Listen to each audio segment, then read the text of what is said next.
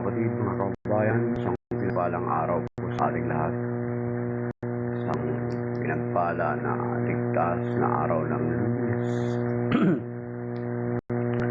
Nawa ay pagpalain tayo ng Panginoon sa lahat ng ating buhay, financially, materially, at especially yung ating kalusugan.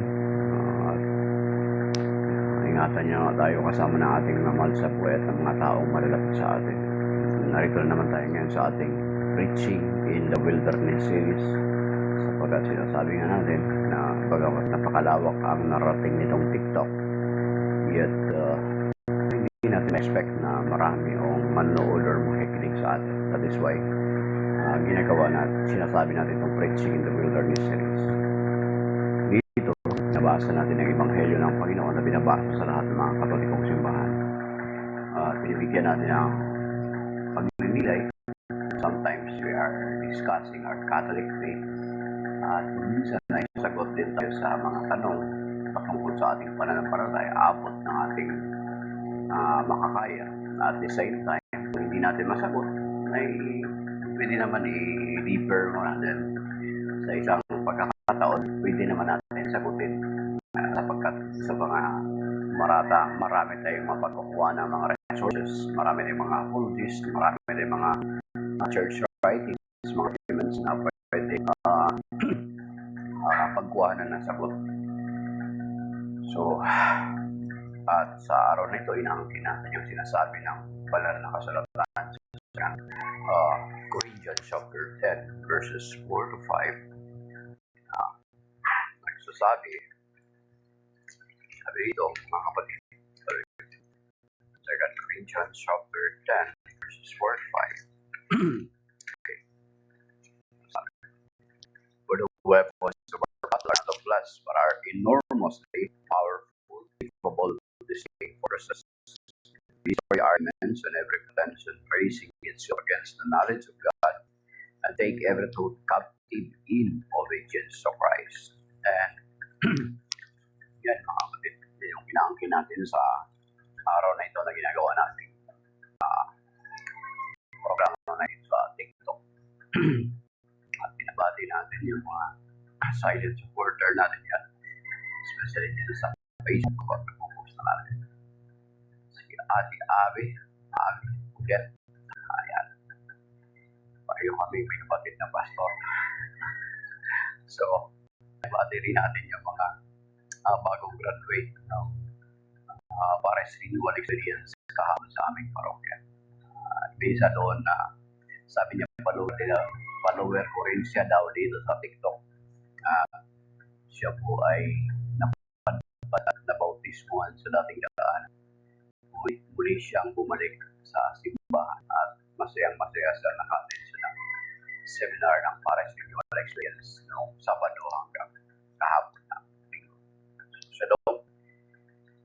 And the gospel of today is taken from the gospel according to St. Luke.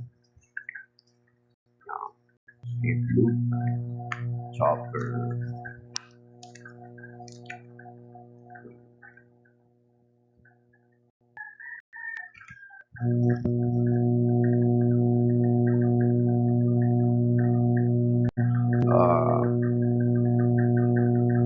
13 to 21. Glory to you, Lord. Someone in the crowd said to him, "Teacher, tell my brother who shared inheritance with me." He replied to him, Friend, who appointed me as your judge and arbitrator?" Then he said to the crowd, "Take care to guard against all greed. For though one may be rich, one's life does not consist of possessions." Then he told them a parable. There was a rich man whose land has produced a bountiful harvest. He asked himself, "What shall I do? For I do not have space to store my harvest." Then he said, "This is what I shall do. I shall tear down my barns and build a larger ones. There I shall store all my grain and other goods.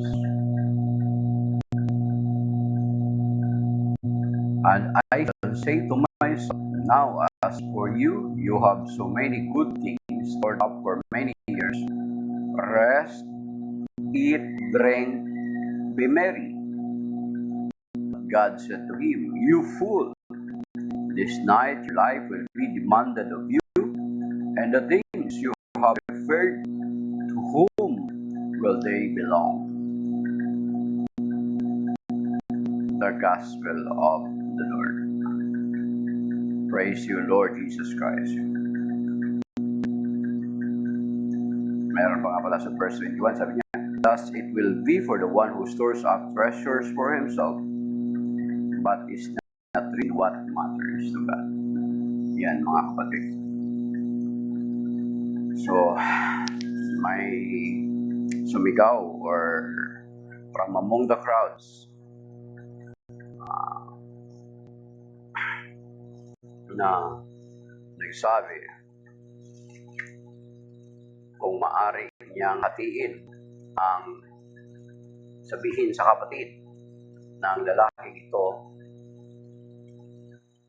Akira. Hello, Akira. Tulog pa si Ate Joy. Napagod yun ng 2 araw. Tulog pa sa taas. Kulang ng tulog yun. Mamaya pa yun magigising. Mamaya pa siya gigisingin na mga 8:30 kasi 9 na ang pasok niya. Work from home siya. Akira. Akira, ikaw ba yung anak ni Sakuragi? No. Hindi nag-serve kahapon? Wala kami doon kahapon. Wala ako kami kahapon sa chapel. Si Ate Gina lang. Doon kami pero okay nga, wala kami kahapon sa chapel natin. Doon kami sa parokya. Noong 5 p.m. doon, walang choir. Kami bigla naging choir. Tingnan mo yung My Day ni Ate Joy mo. Ayan. Okay. Ayun yung My Day, yung picture na yon, yung kami yung bigla naging choir. Tamang-tama doon si Ate Kuya Yul. Binitbit niya rin yung organ niya galing doon sa seminar hall sa Old Chapel. Then binitbit niya doon sa choir room. Yun, kami naging choir. Biglaan. Okay. So, wala kang pasok sa school, Akira. Ayan mga kapatid. So, sinabi ng mayaman kung pwede daw na mamagitan ng Panginoong Jesucristo. Sige, God bless you. Na kung pwede mamagitan ng Panginoong Jesucristo para hatiin sa kanila yung kanilang inheritance or mana. Maaaring patay na yung kanilang mga magulang. So that is why sinasabi ng kapatid na ito na pagsabihan or hatian siya ng kayamanan na minana nila. Talagang itong kayamanan kasi kung minsan yung mga mana-mana, kapag namatay ang magulang na walang proper document of yung pagbabahagi, minsan ay kahit magkakapatid ay nag-aaway-aaway dahil sa mana. Minsan ay isusugal yung relationship, bahala masira yung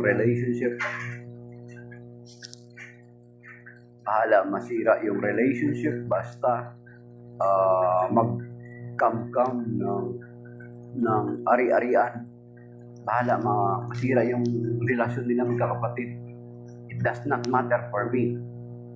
Kasi kung baga sa parang iniisip niya yung security niya at yung magiging mamanahin ng kanyang mga anak pagdating ng araw.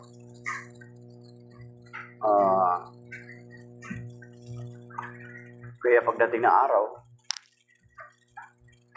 pagdating ng araw ay mamumroblema din siya. Lalo na kapag matanda siya, maabutan niya rin yung kanyang mga anak. Balang araw ay pag-aawayan din yung namanan nila sa lalaki. Ganun lang yun mangyayari mga kapatid. At ito nga, sinagot siya ng Panginoon, sabi niya, sino ang humirang sa akin na magiging arbitrator or judge para dun sa ari-arian na yun. Okay. And then nagsaysay ang Panginoon Jesucristo ng parabol na mayroong isang mayaman na may malawak na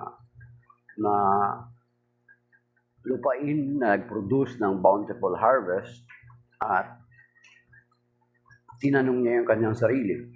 Sa parabol, ang sarili niya ang tinatanong niya. Wala siyang kausap.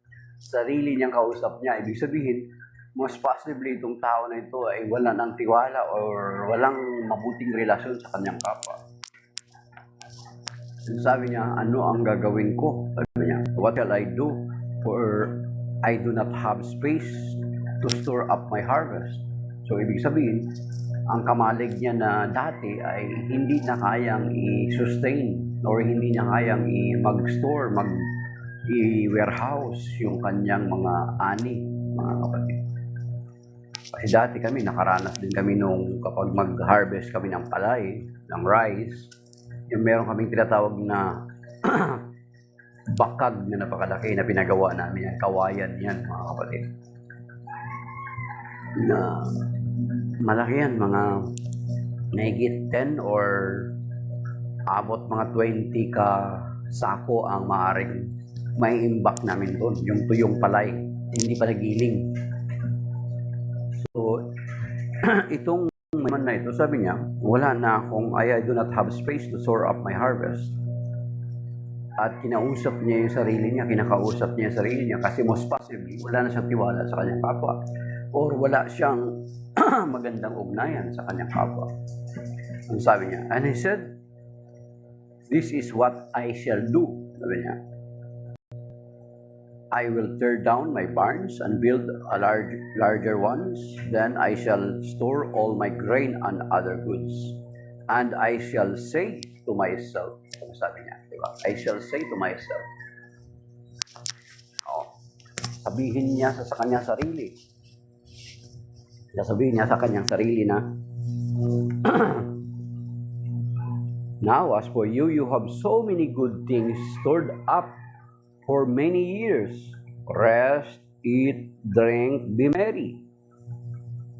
Verse 20, but God said to him, you fool, this night your life will be demanded of you, and the things you have prepared, to whom will they belong?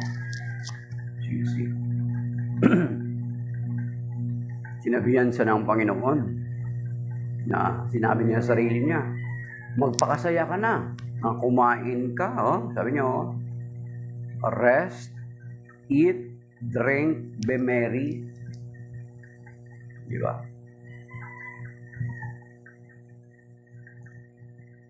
Yun na yung gagawin niya kasi ang dami na siya na mga ari-arian or harvest na naipon.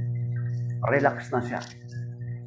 Pero ang sabi dito ng Panginoon sa verse 20, but God said to him, you fool, this night your life will be demanded of you, and the things you have prepared, to whom will they belong?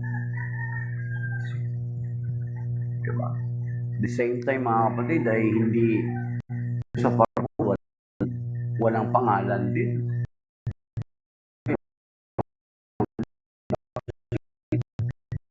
Wala ring pangalan sila sa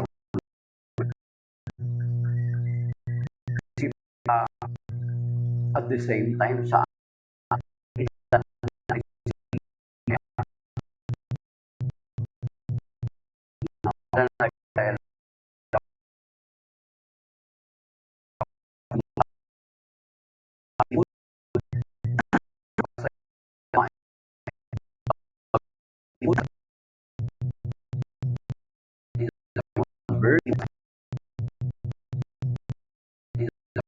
verse 20, God said, you fool, hangal.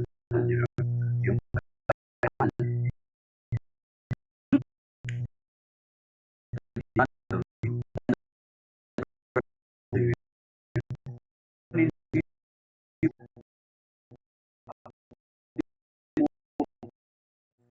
dami yung mga anak, kung pagdating ng araw, yung mga anak,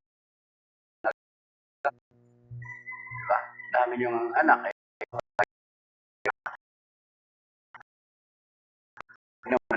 tawa sila ng tawa. See,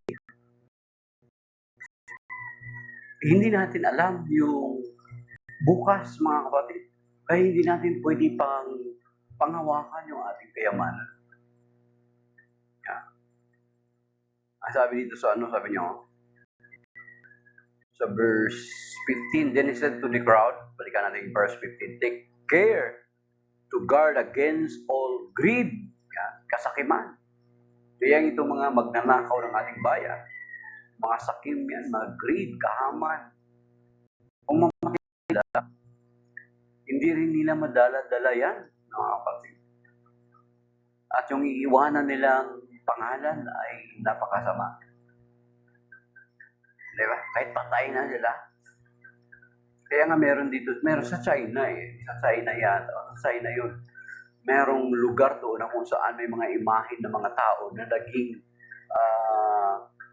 taksil or may kasalanan sa bayan nila. May imahin yan doon. Meron silang mga images, may mga statue sila doon. At yung statue until now, mga tao, yung imahin na yun.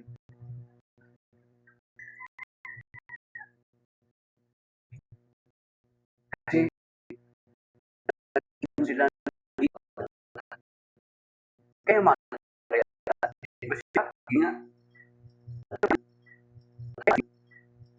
kung ikaw ba lang magiging anak na mayaman, sabi niya, anak ako ni Saldi.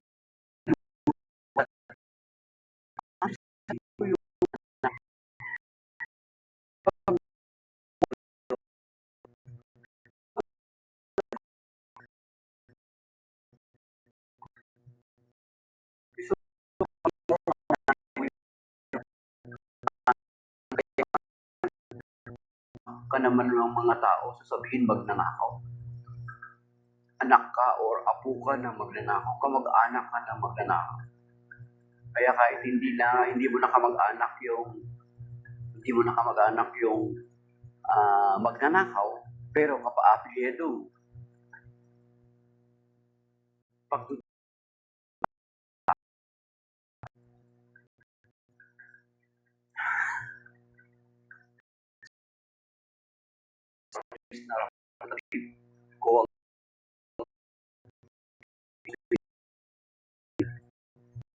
niya kamag-anak mo ba si Saltico? Hindi daw. You see? Kung minsan pati kapitbahay mo may madadamay pa.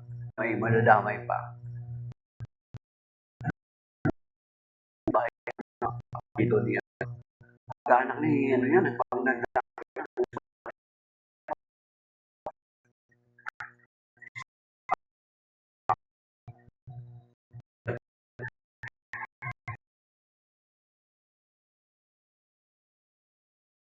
capital sins.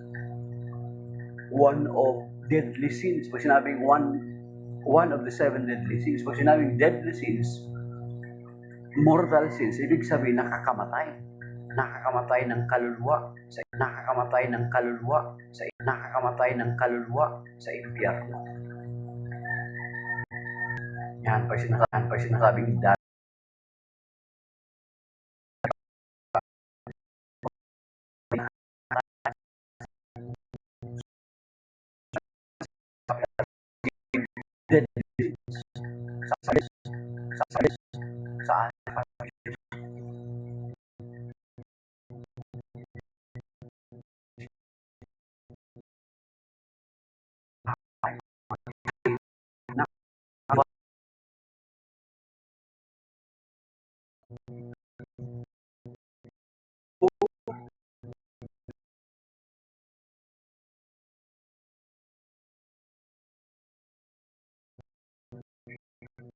For one may be rich, one's life is not consist of possession, sapagkat ang buhay ay hindi Sa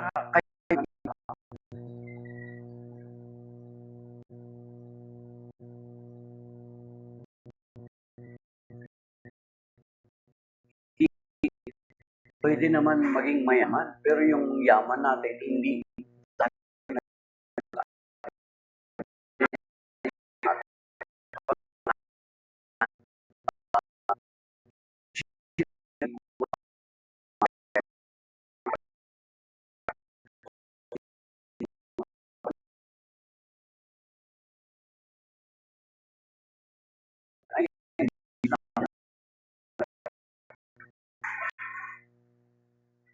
hindi naman masama ang pera. Kasi di ba, minsan sinasabi nila na ang pera, ang sinasabi sa verse 15 chapter 6 verse 10, sabi doon, the love of money is the root of all evil.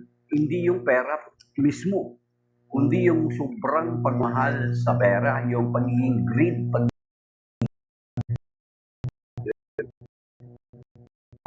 pati yung volcano,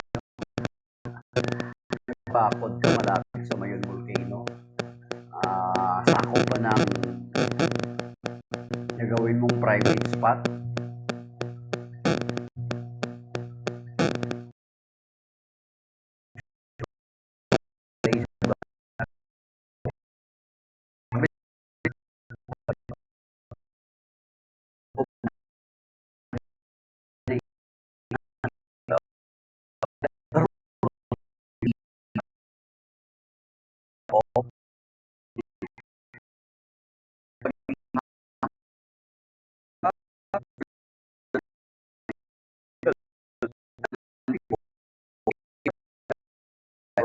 It have strayed from the faith and have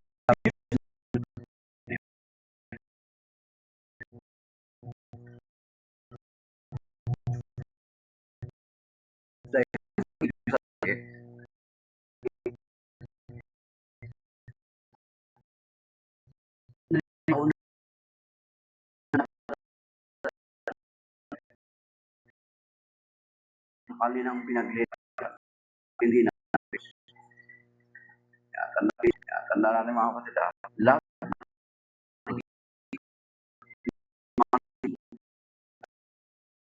okay.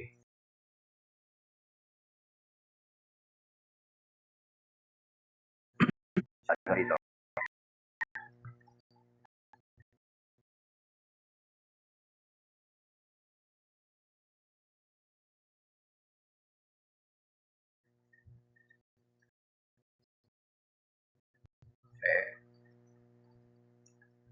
Verse 20, Luke 12:20, but God said to him, you fool, this night your life will be demanded of you.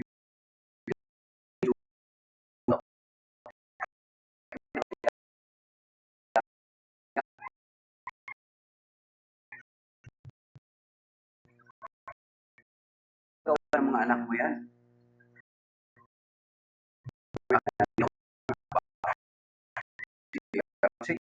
Yung Gordon Ramsay, Gordon Kitchen, nakapunta na dito sa Pilipinas. Sabi niya, hindi niya ibibigay, hindi niya pamamanahan yung kanyang mga anak. Sabi niya, they have to strive for their own. Kasi kung pamamanahan niya, may tendency nga naman na magiging relax yung mga anak niya, hindi na magsisikap katulad ng ginawa niya. Si Jackie Chan, nabasa ko rin yan, hindi niya rin pamana yung kung ano meron siya sa kanyang anak. May tendency baka ipamigay niya sa charity. Kung mawala na siya, meron siyang last will and testament, ibibigay niya sa charity. Kasi kung may mga anak ka na marami kang ari-arian, pag-aawayan nila pagdating ng araw. See, patay ka na, pinag-aawayan ka pa ng mga anak mo. So, hindi natin pwede pag malaki na mayaman ka kasi hindi natin alam kinabukasan, mga kapatid. Ito yung sinasabi. But God said, to him, you fool, this night your life will be demanded of you, and the things you have preferred, to whom will they belong? Saan mapupunta yan? Mga anak mo, pag away-awayan nila. Minsan nga kahit mga mahirap, nag-aaway-away pa rin eh. Di ba? Yung gabi ng lamay, o minsan sa gabi ng lamay, mga anak, yung mga sasugal, yung tong tawag nila, yung every game ay merong ibinibigay, nilalagay dun sa baso. Pinag-aawayan ba minsan ng mga anak yan? Yung ganung klaseng bagay, my goodness, mga kapatid. Yung abuloy, kahit abuloy mo, pinag-aawayan nila. Sa mga ordinaryong tao, much more sa mga mayayaman. Kung wala naman silang relationship sa Panginoon, di ba? Bahala na masira na yung relationships nila bilang pamilya basta ako may pera. Di ba? Ganun nangyari. Ang sama ng dating. Okay. Ito dito sa verse 21. Thus it will be for the one who stores up treasures for himself, but it is not rich what matters well. Okay. Mayaman ka nga, pero dukha ka naman sa mga bagay patungkol sa Diyos. Hindi rin naman natin madadala yung kayamanan na yan pag namatay tayo. Meron nga dito sa Matthew chapter 16 verse 26 related dito sa Luke chapter 12, mga kapatid, dito sinasabi dito. Ano ang mapapala ng tao? What does it profit a man? Okay, what profit would there be for one to gain the whole world and forfeit his life? Or what can one give in exchange for his life?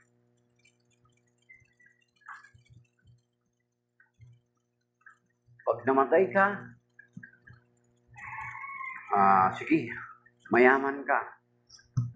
Sasabihin ng anak mo, okay, magbigay tayo ng 10 million. I-offer natin sa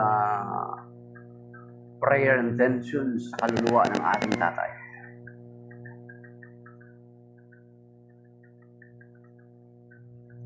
Sa tingin mo, mabibili mo ng 10 million ng kaligtasan mo. Matthew 16 verse 26, what profit would be there for one to gain the whole world and forfeit his life? Or what can one give in exchange for his life? See?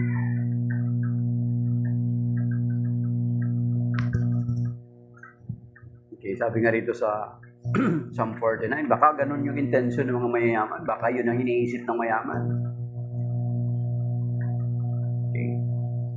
Sabi dito sa Psalm 49. Okay. Sa Psalm 49 mga kapatid, basahin natin. Related pa rin siya dito kaya ano natin. Kaya nga, tinanggihan mo yung Panginoong Jesucristo by living na ang kayamanan yung pinaglilingkuran mo at hindi ang Panginoong Jesucristo. Then pag namatay ka, sasabihin mo sa mga anak nyo, mag-offer ng 10 million para sa prayer intentions para sa aking kaluluwa. Kasi di ba meron tayo sa ato, ganun sa Catholic Church. Baka ganun yung intention mo. Hindi mo pwede mabibili. Yun mga kapatid, ang kinakailangan ng Panginoon na ngayon na buhay ka pa lamang ay magbagong buhay ka na at magsisi at magbalik na sa Kanya. Hindi mo pwede magamit ng kayamanan mo na pagdating ng huling araw ay sasabihin mo yun sa mga anak mo. Offer to the church this amount of money for the repose of my soul. Baka ganun yung one mo pero wala kang talagang pagsisisi, wala kang repentance. Parang ang labas ay talagang binibili mo, gusto mong bilhin yung kaligtasan mo by means of that. Okay? Nagsasabi dito sa Psalm 49 mga kapatid, hindi kayang mabayar at tubusin. Verse 7, hindi kaya ng sinuman ang sarili ay matubos, hindi kayang mabayar at tubusin sa kamay ng Diyos. Ang bayad sa kanyang buhay ay halagang sakdal taas. Gaano man ang halagang hawak niya ay hindi sapat. Gaano ka man kayaman, pag namatay ka, Huwag mong akalain na maliligtas ka ng kayamanan. Na kahit mag-offer ka pa ng offering for the intentions of the repose of your soul ng iyong pamilya. Pero kung ikaw nung buhay hanggang sa mawalan ka ng hininga, hindi ka talaga nagbagong buhay at nagbalik loob sa Panginoon. Kasi ang dinidiyos mo yung pera.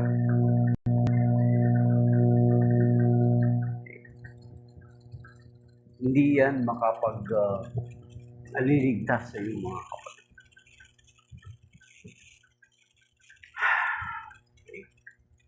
So, merong sa kawikaan, hanapin nyo, merong tinatawag. Meron niya sa kawikaan, it is better to have a good name than to have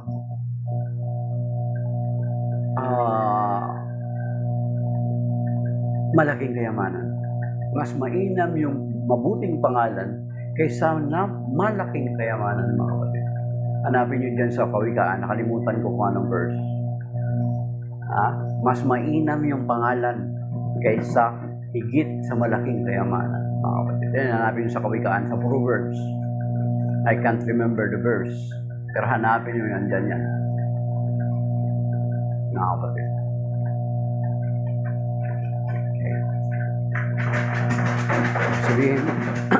Sabihin, remind tayo ng Panginoon sa araw na ito na pahalagahan natin ang kayamanan na nasa langit. Pahalagahan natin ang buhay na walang hanggan higit sa kayamanan dito sa lupa. These are temporary things, mga kapatid. Temporary lang po yan. So, ang patunay na pinapahalagahan natin ang kayamanan sa langit, we are recognizing and serving the Lord. Nagsisimba tayo, nagbibigay tayo para sa simbahan. Hindi para i-manipulate natin yung pare, kundi na-recognize natin that everything comes from God. Yan naman yung sinasabi sa 1 Chronicles chapter 29 verse 40, mga kapatid.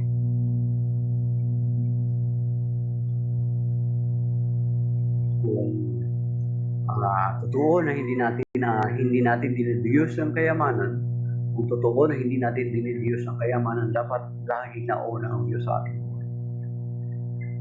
Siya lagi ang ating priority, hindi yung kayamanan.